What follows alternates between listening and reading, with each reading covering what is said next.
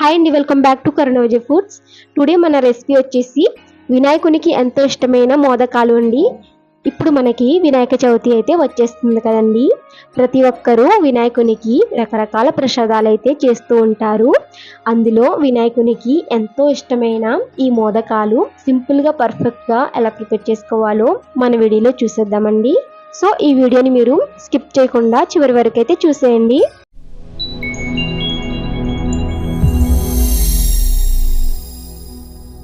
మనం తయారు చేసే ఈ మోదకాల పై లేయర్ కోసం ఈ బియ్యపు పిండి ప్రిపరేషన్ అయితే చూసేద్దామండి. దీనికోసం ముందుగా మనం ఒక కడాయి తీసుకుని 1 కప్పు బియ్యపు పిండికి 1 కప్పు వాటర్ అయితే పడుతుందండి. ఈ బియ్యపు పిండిని ఒక ప్లేట్లోకి తీసుకుని తర్వాత నేను ఇదే కప్పుతో వాటర్ అనేది యాడ్ చేస్తున్నాను.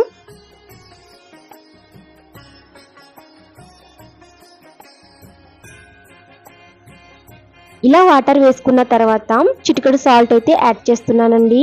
మనం తయారు చేసుకునే ప్రతి స్వీట్లో కొంచెం సాల్ట్ యాడ్ చేయడం వల్ల ఆ స్వీట్ టేస్ట్ అనేది ఇంకా బాగుంటుందండి. తర్వాత ఒక 1 టీ స్పూన్ చక్కెర, 1 టీ స్పూన్ నెయ్యి వేసుకుని బాగా మిక్స్ చేసుకోవాలి. ఇలా మిక్స్ చేసుకుని స్టవ్ ఆన్ చేసుకుని కొంచెం సేపు మరిగించుకోవాలండి.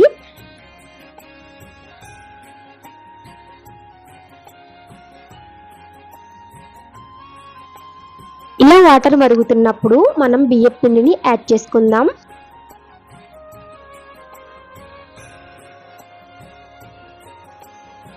ఈ బియ్యపు పిండి మొత్తం వేసుకున్న తర్వాత స్టవ్ ఆఫ్ చేసుకుని బాగా మిక్స్ చేసుకోవాలి. గుర్తుపెట్టుకోండి, మనం స్టవ్ ఆఫ్ చేసుకుని మాత్రమే ఈ పిండి మొత్తం వాటర్లో కలిసేటట్టుగా బాగా మిక్స్ చేసుకోవాలి. ఇలా బాగా మిక్స్ చేసుకున్న తర్వాత దీన్ని కొద్దిసేపు చల్లారనిద్దాం. ఇది చల్లారే లోపు మనం దీనికోసం స్టఫింగ్ అయితే ప్రిపేర్ చేసుకుందామండి. ఇప్పుడు మనం స్టఫింగ్ ప్రిపరేషన్ కోసం వేరొక ప్యాన్ తీసుకొని ఒక 2 టేబుల్ స్పూన్ నెయ్యి యాడ్ చేసుకుందాం.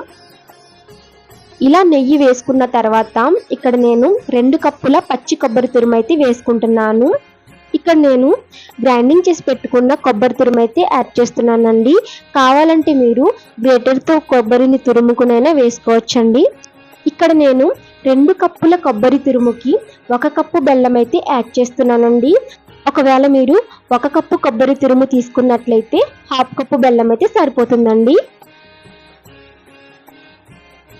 ఈ బెల్లం మొత్తం కొబ్బరిలో బాగా మిక్స్ అయ్యే విధంగా మిక్స్ చేసుకోండి.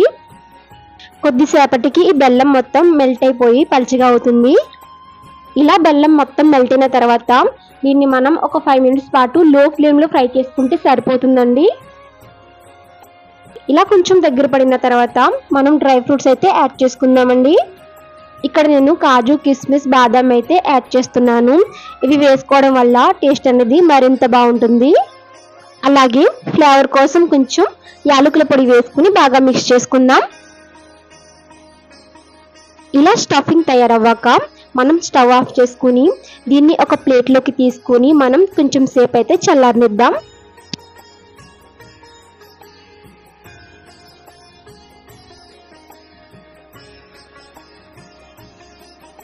ఈ కొబ్బరి స్టఫింగ్ ని మనం కొంచెం సేపు బాగా చల్లారనిద్దాం. ఈ లోపు మనం ముందుగా రెడీ చేసి పెట్టుకున్న బియ్యపు పిండి మిక్స్ని అయితే తీసుకుందామండి.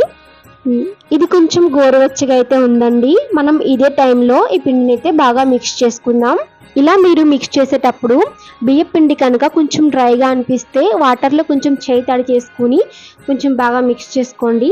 అలా అని చెప్పి మీరు పిండిలో డైరెక్ట్గా వాటర్ అయితే యాడ్ చేయకండి. వాటర్ యాడ్ చేయడం వల్ల కొంచెం పలుచగా అయిపోతుంది. సో కొంచెం జస్ట్ మనం చేయి తడి చేసుకుంటే సరిపోతుందండి. అలాగే మనం ఈ బియ్యపు పిండి కలిపేటప్పుడు మనకి చేతికి కొంచెం స్టిక్కీగా అనిపిస్తుంది. అలా ఉండకుండా ఉండాలి అంటే ఒక 1/2 టేబుల్ స్పూన్ నెయ్యి యాడ్ చేసుకుని బాగా మిక్స్ చేసుకోండి. ఇలా నెయ్యి వేసి కలుపుకోవడం వల్ల ప్రసాదం టేస్ట్ అనేది చాలా బాగుంటుంది అండ్ స్టిక్కీగా ఉండకుండా పర్ఫెక్ట్గా అయితే వస్తుంది. ఇలా మనం ఒక 2-3 మినిట్స్ పాటు బాగా మిక్స్ చేసుకోవడం వల్ల పిండి అనేది సాఫ్ట్గా అయితే వస్తుందండి. చూడండి, పిండి అయితే ఇలా సాఫ్ట్గా రావాలి. ఇప్పుడు మనం చేతికి కొంచెం నెయ్యి అప్లై చేసుకుని ఈ పిండి మొత్తాన్ని చిన్న చిన్న బాల్స్గా అయితే తయారు చేసుకోవాలండి. ఇలా మనం ఒక నిమ్మకాయ సైజ్ అంతా బాల్స్ని ప్రిపేర్ చేసుకుంటే సరిపోతుందండి.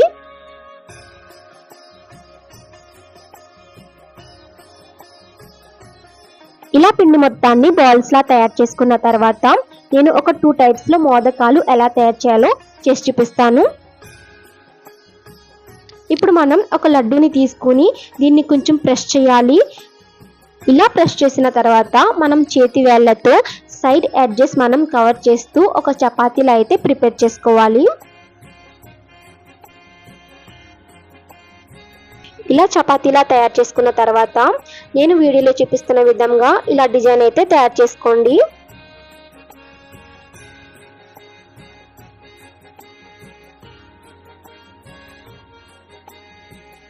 ఇలా చుట్టూ అన్ని పక్కల మనం ఇలా డిజైన్ తయారు చేసుకోవడం వల్ల ఒక గిన్నెలాగా అయితే ఫామ్ అవుతుంది.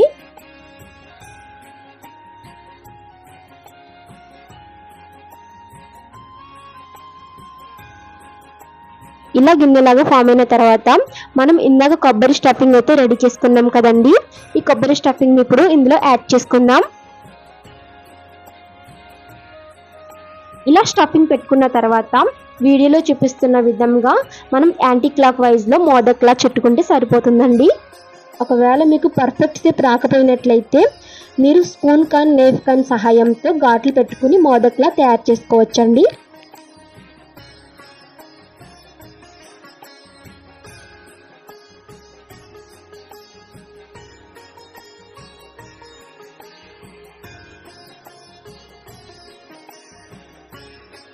ఇప్పుడు మనం మోదక్ని చేత్తో ఎలా తయారు చేసుకోవాలో చూసాం కదండి. తర్వాత టైప్ 2 మోదక్ మౌల్డ్తో ఎలా ప్రిపేర్ చేసుకోవాలో చూపిస్తాను చూడండి. దీనికోసం ఇప్పుడు మనం మోదక్ మౌల్డ్ని తీసుకుని దీనికి కొంచెం నెయ్యి అయితే అప్లై చేసుకోవాలి.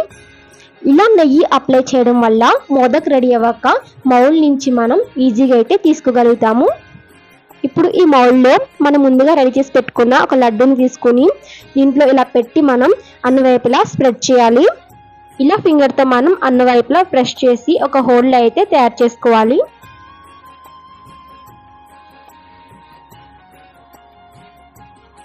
ఇలా హోల్లా తయారు చేసుకున్న తర్వాత మనం ముందుగా రెడీ చేసి పెట్టుకున్న కొబ్బరి స్టఫింగ్ని ఇందులో మనం స్టఫ్ చేయాలి.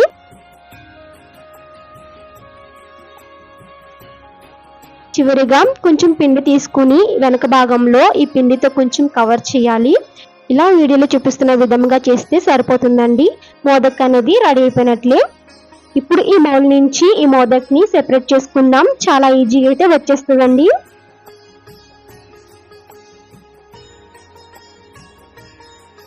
ఇలా మొత్తం పిండిని మనం మోదకాలుగా అయితే తయారు చేసుకోవాలి.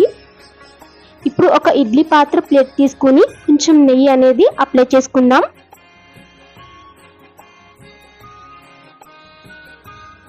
ఇలా నెయ్యి అప్లై చేసుకున్న తర్వాత మనం రెడీ చేసి పెట్టుకున్న మోదకాల్ని ఒక్కొక్కటిగా అన్ని సదురుకొని మనం దీన్ని కొంచెం ఆవిరి పట్టించాలి.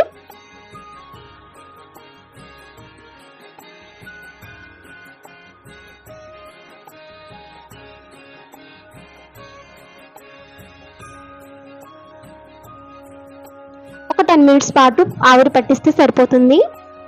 అంతే అండి, మోదకాలు అనేది రెడీ అయిపోయినట్లే. ఇప్పుడు దీన్ని మనం వేరే ఒక ప్లేట్లోకి అయితే తీసేసుకుందాం.